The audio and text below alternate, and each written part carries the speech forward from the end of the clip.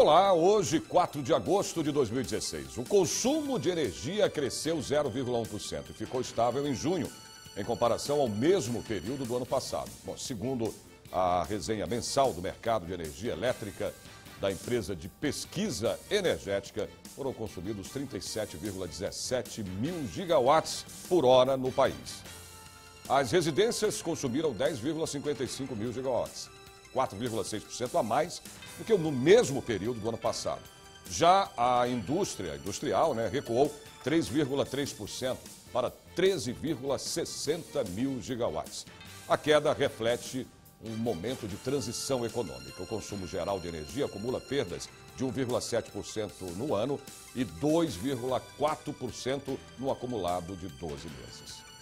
Vamos saber agora dos destaques desta edição.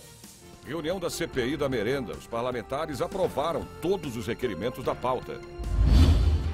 Direitos das crianças e adolescentes foi tema de debate aqui no Legislativo Paulista. A partir de agora, no Jornal da Assembleia.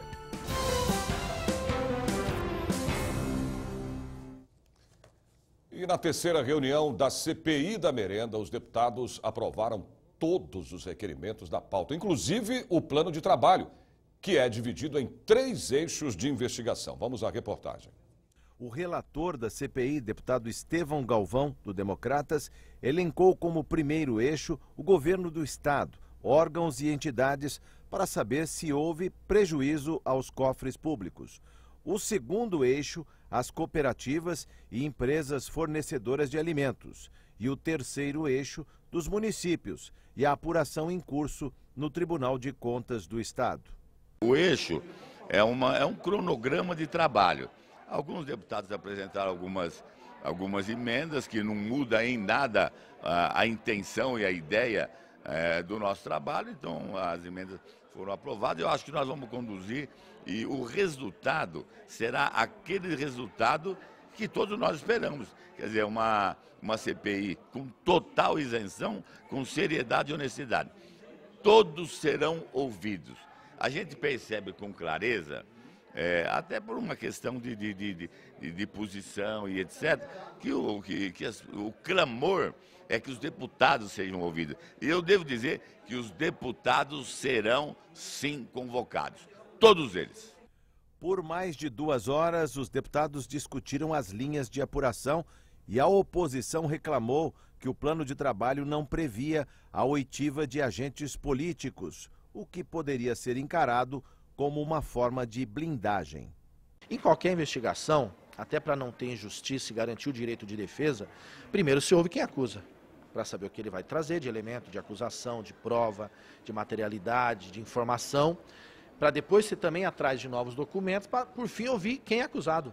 A gente conseguiu inverter essa ordem e aí ficou claro que vai ouvir primeiro os acusadores para depois ouvir os acusados, para que a gente possa construir, fazer um trabalho efetivo de investigação. Depois de muita discussão, a presidência da CPI decidiu tornar disponíveis aos deputados, titulares e suplentes todos os documentos enviados pela Corregedoria Geral de Administração do Estado, desde que haja assinatura de termo de confidencialidade das informações que estiverem sob segredo de justiça. A proposta de trabalho feita pelo relator, ela não é excludente, ela dá uma linha de atuação, mas ela não engessa o processo. Na medida em que se sente a necessidade de ouvir primeiro uma pessoa ou outra, isso vai acontecer. A ideia é ter um roteiro de trabalho, mas não um roteiro que é engessado. Sobre a questão de ouvir agentes políticos, estava lá no roteiro para ouvir agentes públicos e esse roteiro foi ampliado. Na verdade, a compreensão do relator era de que quando se fala em agentes públicos também se está falando de agentes políticos. Mas colocar de forma explícita não há nenhum problema, porque sem dúvida nenhuma eles serão ouvidos. A CPI estima encerrar os trabalhos em 13 de novembro, mas pode haver prorrogação, se necessário, por mais 60 dias. Uma exposição chamada Perfume, História e Arte. A ideia dessa exposição é sugerir ao visitante um passeio pelo mundo para conhecer a história do perfume desde as primeiras referências que remetem às antigas civilizações do Oriente, especialmente as do Egito, até os dias atuais.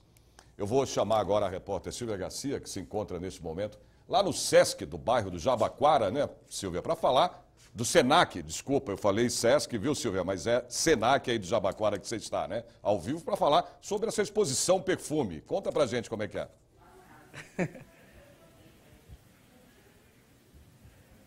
Olá, Sérgio, muito boa tarde para você, muito boa tarde a todos. A gente veio até aqui no extremo da Zona Sul, aqui de São Paulo, para contar a história das fragrâncias. Na verdade, é a história da Sueli, que começou a colecionar frascos de perfumes, começou pelos aromas e depois se encantou pelo formato dos frascos, né? Como é que começou aqui essa coleção? São 300 perfumes que a gente tem aqui, na verdade, acho que tem mais, né?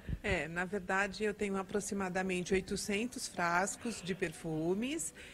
Aqui nessa exposição nós selecionamos 300 por uma questão de trazer alguns que são mais importantes, ou pelo valor histórico, ou pelo valor do aroma mesmo. E a gente tem alguns frascos bem curiosos aqui. Agora o que está mostrando assim, não sei se você consegue identificar, Sérgio, tem uns perfumes aqui que parecem a Olivia Palito, mas não parecem, são de verdade, são da coleção do Moschino, né? Isso, são da coleção do Moschino, são diversas versões, mas elas remetem sim a Olivia Palito, né? A ideia foi essa, exatamente. Ali já seguindo, a gente vê uns perfumes ali que estão até numa redoma ali de acrílico, Isso. que são perfumes que lembram aquelas africanas que usavam as argolas no pescoço, né? Isso, é o perfume J'adore, e ele foi exatamente, o design do vidro foi pensado em homenagem a essas africanas que têm o pescoço alongado por conta das argolas que elas usam. Bom, eu vou dar uma caminhada aqui, vou até ali o corredor, agradeço as suas informações, Sueli, e vou pedir para que o Kiki me siga, porque a gente está dentro da biblioteca aqui no Senac do Jabaquara. Aqui que está acontecendo essa exposição. Uma exposição itinerante, tá? Que na verdade ela fica lá na Francisco Matarazzo, veio para cá esse mês, e quando terminar, dia 30 de agosto, no finalzinho do mês de agosto, daí ela vai seguir para outro lugar também, sempre num Senac. Aqui nessa parede, olha que curiosidade, Sérgio, a Sueli estava contando que esses são frascos árabes, de perfumes árabes. E esses frascos chegam a custar até R$1.000, exatamente R$1.000. Agora, eu não sei se vocês conseguem enxergar aí, quem está em casa, aí no estúdio, esses frascos, eles têm, na verdade, só o tamanho, tá? Porque dentro mesmo é que está o tubete que vai o perfume. E sabe quanto cabe de perfume aí, Sérgio? Pra gente que está acostumado com 100 ml, 30 ml, 50 ml de perfume, aqui só cabem 5 ml de perfume. Mas, segundo a Sueli estava me falando, isso daqui é super forte. Na verdade, ele é super concentrado. É um óleo, não é um perfume. Então, você passa um pouquinho só, ele dura o dia inteiro, se duvidar, até alguns dias aí, viu? E, bom, R$1.000, né? Tem que valer alguma coisa. Essa exposição, Sérgio, lembrando, fica aqui no Senac Jabaquara, aqui na Avenida do Café, no número 298. E a exposição vai de 8 da manhã até as 9 da noite de segunda a sexta. E aos sábados ela vai de 8 da manhã até as 14 horas. Na verdade, de 9 da manhã até as 14 horas. E fica até o dia 30 de agosto. E lembrando, a entrada é gratuita. Volto com você, Sérgio. Obrigado, Silvia. Olha, Silvia, pode não caber no bolso da gente aqui do brasileiro, mas pelo menos vale a pena ir nessa exposição para conhecer um pouco da história, né, do perfume. Isso vale a pena. Previsão do tempo para amanhã, sexta-feira, São Paulo com sol e muitas nuvens. Temperatura sobe, a máxima deve chegar aos 26 graus. Campinas, tempo de sol entre nuvens, não chove no decorrer do dia. A máxima chega aos 25 graus. São José dos Campos, o dia começa com algumas nuvens, com possibilidade de nevoeiro e frio também. Ao anoitecer, a máxima prevista chega a 26 graus. Sorocaba, sol com algumas nuvens, não chove, a máxima atinge 25 graus. Ribeirão Preto, dia de sol com algumas nuvens. Temperatura sobe, os termômetros deverão marcar até 30 graus. Direitos das crianças e adolescentes foi tema de debate aqui no Legislativo Paulista. Você vai ver já já.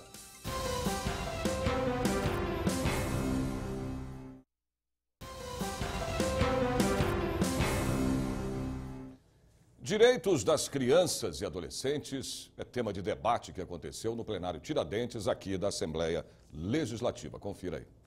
A primeira reunião da Subcomissão da Criança e do Adolescente contou com a presença de conselheiros tutelares, juristas e militantes. A subcomissão ela traz os elementos institucionais e políticos para apontar as questões da criança e adolescente, não só na cidade de São Paulo, mas no Estado. Então, acho que a subcomissão ela vai cumprir esse papel de trazer, juntar os elementos de violações de direitos, das questões de políticas públicas, inclusive as políticas públicas positivas para a pauta de criança e adolescente, mas, sobretudo, ela institucionaliza, que é o que certamente nós precisamos fortalecer e potencializar no âmbito das políticas, tanto governamental quanto das não governamentais. Infelizmente, quando a gente fala de lei, quando a gente fala de marco legal, normalmente a gente está falando de uma realidade formal que está aqui quando a materialidade está aqui embaixo, né, num outro plano. Essas subcomissões são importantes exatamente para que a gente entenda quais são os problemas na ponta da aplicação do direito da esfera formal e como superá-los. Esta subcomissão foi criada com o objetivo de complementar os trabalhos da Comissão de Direitos Humanos, que pode anexar em seu relatório final todas as propostas feitas durante as reuniões. É de extrema importância a Comissão de Direitos Humanos abraçar essa causa, que é uma causa que tem muito ainda a ser perseguida e a ser efetivada, e para podermos tratar das políticas públicas que têm a ver com criança e adolescente, direitos individuais e direitos coletivos. Como inserir essa criança e esse adolescente numa sociedade de educação, de lazer, de cultura, de participação e de proteção. É essa a nossa busca aqui, o que se deseja é isso, que nós consigamos trazer essa pauta para a discussão e priorizar a criança e adolescente nas questões individuais e coletivas da política pública. A deputada Márcia Lia, do PT, conta quais políticas públicas podem ser feitas. Nós podemos, através desse espaço aqui, construir projetos de lei, nós podemos construir sugestões de decretos, nós podemos construir fazer requerimentos, solicitar informações. A comissão tem essa prerrogativa, né? Então, nós podemos, através da Comissão de Direitos Humanos, buscar muitas informações que muitas vezes, por outros caminhos, a gente não consiga. Então, eu acho que é um espaço para ser valorizado. Bom, desde o dia 1º de julho, está proibida a comercialização de lâmpadas incandescentes de uso doméstico em todo o país. Que elas causam impacto negativo no meio ambiente e devem ser substituídas por produtos fluorescentes ou de LEDs, né, que produzem uma maior luminosidade e utilizam menos energia. Segundo o Inmetro, a regulamentação visa elevar a participação no mercado de tecnologias com maior eficiência, de acordo com o plano de metas estabelecido pelos Ministérios de Minas e Energia, Ciência e Tecnologia e Indústria e Comércio. As lâmpadas fluorescentes, compactas e de LED consomem menos energia que as incandescentes. Hoje nós temos no mercado outras lâmpadas, né, com outras tecnologias que são mais eficientes e que duram mais, né? Então, por exemplo, nós temos hoje a lâmpada incandescente, a lâmpada fluorescente compacta, né, que ela tem um tempo de vida, né, 6.000 vezes maior, né? A eficiência energética também 4 vezes melhor do que uma incandescente. Então o consumidor ganha na conta de luz. As lâmpadas LED é uma tecnologia de ponta, né? E temos lâmpadas LED que pode durar até 25.000 horas, enquanto que uma lâmpada incandescente, em média, não chegava a 1.000 horas. Desde o dia 1º de julho deste ano, estão proibidas a comercialização e venda de lâmpadas incandescentes de uso doméstico. Quem desrespeitar a legislação estará sujeito a multa e apreensão do produto. A medida não vale para o uso de lâmpadas incandescentes decorativas. O IPEM, Instituto de Pesos e Medidas do Estado de São Paulo, é o órgão que tem como finalidade proteger o consumidor e fiscalizar produtos. Já existe essa fiscalização rotineiramente, né? Mas é claro que com a entrada desse prazo que extinguiu praticamente a venda de lâmpadas incandescentes, nós temos um foco maior, né, nesse período com relação a esse produto. O estabelecimento que não tirar o produto de circulação será autuado. Os valores da multa valem para primários e com apresentação de defesa, podendo dobrar na reincidência. As lâmpadas, se encontradas, elas são apreendidas, né? Então o comércio ela perde o produto e o comerciante ele é multado, né? E essas multas elas podem variar de 100 até R$1,5 milhão de reais. Quem desconfiar ou encontrar irregularidades pode recorrer ao serviço da ouvidoria do IPEM em São Paulo, pelo telefone 0800 013 0522. Saber mais da previsão do tempo para amanhã em outras cidades do interior e também do litoral do estado. Santos com sol e algumas nuvens. A máxima chega aos 26 graus. São José do Rio Preto, sol entre nuvens. Não chove, hein? A máxima pode chegar aos 30 graus. Mogi das Cruzes, o dia amanhece com sol entre nuvens. Na parte da tarde também esfria. Temperatura pode chegar aos 26 graus. Piracicaba, sol entre nuvens. Os termômetros devem bater os 25 graus. Audiência pública debate como a educação, regras e normas que interferem no baixo desenvolvimento do jovem. Você vai saber disso já já.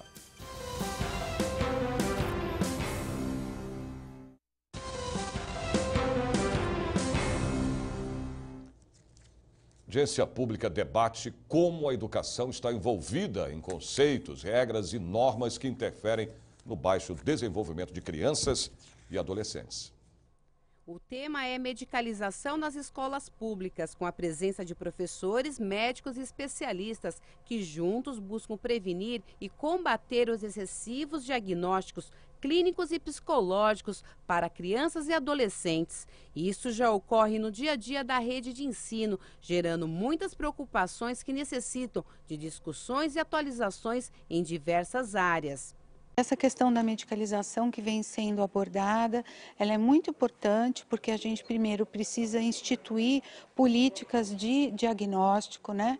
A gente não pode banalizar esse diagnóstico, ter a certeza de que a criança realmente tem esse transtorno de déficit de atenção, com ou sem a hiperatividade, para que ela possa ser medicada, né, com a droga específica para controle desse transtorno. As profissões de saúde, elas devem subsidiar as grandes discussões, né? Essas que visam realmente mudar o nosso entorno. Então, nós estamos aqui apoiando a iniciativa do deputado, temos uma reunião próxima agora, dia 18, na qual levarei para todos os conselhos participantes as deliberações dessa audiência pública e estaremos sempre juntos apoiando essas ações que são muito importantes.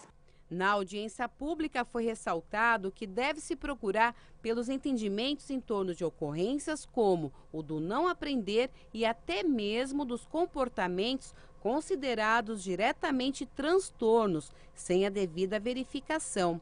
Muitas vezes, essas dificuldades que as crianças vivem, não é, no interior da escola, elas acabam sendo interpretadas como se fossem problemas individuais. Então, a criança não para sentada, a criança não presta atenção, a criança não está querendo fazer uma determinada tarefa, ela não obedece, né? Então, todos esses processos, muitas vezes, são interpretados como se fossem patologias da criança, ou uma hiperatividade, outros chamam de déficit de atenção, outros chamam de dislexia, mas, na verdade, o que a gente tem ainda, né, uma grande dificuldade, um grande desafio, vamos dizer assim, né, em escolarizar as nossas crianças e entender que necessidades essas crianças e esses jovens têm hoje para que a escola possa responder à altura dessas necessidades. O desinteresse, a dificuldade de aprendizagem e o mau desempenho na escola não estão associados só no ambiente escolar. A situação é mais ampla e tem um contexto que envolve também a saúde pública e a sociedade. Essa necessidade de vir trazer para cá um debate, né, aqui na audiência, fazer uma audiência pública sobre esse tema, é justamente para o aumento de encaminhamento, né, de crianças com dificuldade de aprendizagem para um atendimento médico, para especialistas, né, psiquiatras, neurologistas. E o que a gente tem observado, então, que essa privação de cultura, essa privação de lazer, essa dificuldade, né, de encontros em grupos, né, populares, tem sido substituído por um consumo de medicamento. É importante trabalhar o problema social junto com a gestão das escolas. Há um processo de medicalização de todos os fenômenos sociais, né? Então, fenômenos sociais, políticos e culturais são transformados em casos médicos, em transtornos, em desvios, e com isso nós temos o interesse da indústria farmacêutica querendo medicalizar, né, para, na verdade, aferir lucros em cima dessa medicalização. E na educação não é diferente. Existe um processo muito pesado, intenso de medicalização do processo educacional, do que eles chamam de distúrbios da aprendizagem. E tentam medicalizar uma questão educacional, uma questão muitas vezes até emocional, uma questão social relacionada à educação, como uma doença, como um fator médico. Então esse encontro de hoje tem como finalidade central fazer esse debate, esclarecer a população, os educadores, os pais de alunos, que nós temos que tomar cuidado com esse processo de medicalização, porque por detrás dele tem uma lógica, né, da indústria médica e da indústria farmacêutica. Um curso de capacitação para o Disque Proteção Mulher orienta como atender as vítimas de violência. E hoje está acontecendo no Auditório Franco Montoro o segundo módulo voltado à Lei Maria da Penha, que completa 10 anos de funcionamento no dia 7 de agosto. Eu vou conversar ao vivo com o repórter Jeremias Gomes, que se encontra lá no Auditório Franco Montoro, onde está acontecendo esse curso, né, Jeremias? E a gente sabe que a mulher ainda sofre muito com a violência, principalmente a violência doméstica, não é isso, Jeremias? É verdade, sim, viu, Sérgio? E quando se trata da violência, principalmente contra a violência contra a mulher, os números a gente sabe não são nada agradáveis. 90% dos estupros no Brasil não são notificados, denunciados por vergonha e também por medo. E é justamente por isso que aqui no estado de São Paulo está acontecendo, já existe esse Disque Proteção há cerca de um mês, o Disque Proteção a mulher. A gente vai passar o número para você, é o 11-3223-8477, é um telefone que funciona das 10 da manhã até as 4 da tarde para a mulher vítima de violência. Aqui na Assembleia Legislativa acontece o segundo módulo dessa capacitação e nós estamos aqui com a doutora Kátia Boulos, que é a presidente da Comissão da Mulher, advogada da OAB São Paulo. A senhora participou desse processo desde o início, né? A mulher sofre muito com a violência e a partir desse momento para denunciar, para ter um apoio também é complicado. É difícil porque a mulher já está constrangida, já sofreu humilhação, psicologicamente abalada e ela não se sente ainda em condição de denunciar. Então é importante que seja feito o acolhimento dela, que ela seja incentivada, aquelas pessoas que estão no entorno da família ou na vizinhança, que têm conhecimento da violência que ela sofre, incentivá-la a se encorajar e denunciar o crime, ter todo o atendimento de uma rede de proteção que já existe para atendimento dessa mulher vítima de violência. Agora, doutora Kátia, aqui nesta capacitação não é só jurídica, né? A ideia é capacitar quem atende direto ou indiretamente esta mulher em várias áreas. Sim, é multidisciplinar, é multiprofissional, é muito interessante porque abrange todas as áreas. Então, as noções de jurídicas, na área da saúde, na área psicológica. Então, as atendentes são capacitadas para darem esse atendimento às pessoas, às mulheres vítimas de violência por telefone, nessas áreas todas. Estão trabalhando, né, convergindo para o asseguramento dos direitos dessa mulher. Agora, Sérgio, é importante destacar que nesta capacitação aqui na Assembleia Legislativa tem profissionais do Hospital das Clínicas, da Faculdade de Medicina, do Hospital Pérola Baito, psicólogos, juristas aqui como a doutora Kátia, para dar um atendimento multidisciplinar muito importante. Agora, dia 7 de agosto, a Lei Maria da Penha, que é a lei mais importante contra a violência no Brasil, completa 10 anos. A doutora Kátia acompanha muito esse processo. A gente sabe que há o que se comemorar, não é, doutora? Mas muito por fazer. Na verdade, temos avanços e não podemos negar que tivemos muitos avanços a partir da lei, da entrada em vigor da lei, mas existem ainda muitos desafios. Então, o que nós temos discutido bastante é justamente o que temos de avanço e quais os desafios que temos que enfrentar ainda. Então, não só a questão da subnotificação, porque os números são alarmantes, mas na verdade, hoje as mulheres denunciam mais, elas têm mais coragem. O que é subnotificação? A subnotificação é que, assim, os casos que nós temos como registrados têm um número bem menor do que na verdade eles acontecem. Já era assim. Então, hoje, este incremento, vamos dizer assim, não é que a violência aumentou, né, ou que se ela aumentou, nessa proporção, é que na verdade a mulher teve mais coragem e foi mais, ela está acreditando mais no sistema, né, que vai lhe dar proteção, isso, a ela e a família. Porque quem agride a mulher, não agride a mulher, agride a sociedade, agride a família e agredindo a família, agride a sociedade. Nós estamos falando de direitos humanos, nós estamos falando de uma violência praticada contra o ser humano, que é atentatório à dignidade dessa pessoa. E essa pessoa é uma mulher, que geralmente é o centro da família, e se ela não é a base, né, da família, e a família é a base da sociedade. Então nós temos que trabalhar desde o nascedor. Aliás, eu digo mais, temos que trabalhar preventivamente. não só no sistema punitivo, que já existe a legislação, já existem juizados especiais para dar andamento aos casos concretos, mas temos que trabalhar preventivamente para que esses agressores, que muitas vezes têm péssimos exemplos de agressão em casa, que reproduzem esse exemplo, para que eles não sejam agressores, que sejam criados, né, e respeitando os direitos da pessoa humana, em especial da mulher, que ainda é a mais vulnerável na relação. Agradeço à doutora Kátia Boulos, presidente da Comissão da Mulher Advogada da OAB São Paulo. Lembrando, portanto, Sérgio, repetindo o número 11-3223-8477, é o número para a pessoa que sofre de violência, a mulher que sofre de violência pode ligar aqui das 10 da manhã até as 4 da tarde no estado de São Paulo. E os profissionais da área da saúde, da área jurídica e também da área social que quiserem participar desses treinamentos, se perdeu o de hoje, a intenção, a ideia é que sejam realizados todos os meses. Você pode ligar para este mesmo número e aí se cadastrar e participar. É bem legal, é bem importante. Eu volto com você, Sérgio.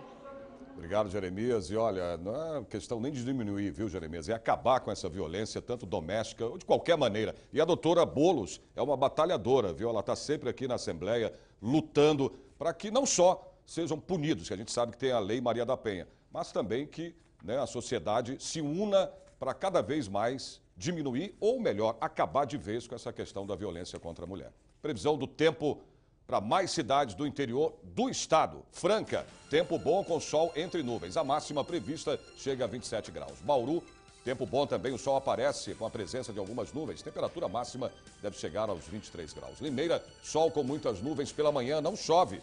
A máxima pode chegar aos 27 graus. Marília, sol aparece entre nuvens durante todo o dia. A máxima chega aos 29 graus. Por hoje é só, o Jornal da Assembleia termina aqui, mas você pode acompanhar toda a programação da TV Assembleia SP através do portal, que é o al.sp.gov.br. A gente se vê de novo amanhã, a partir do meio-dia. Até lá.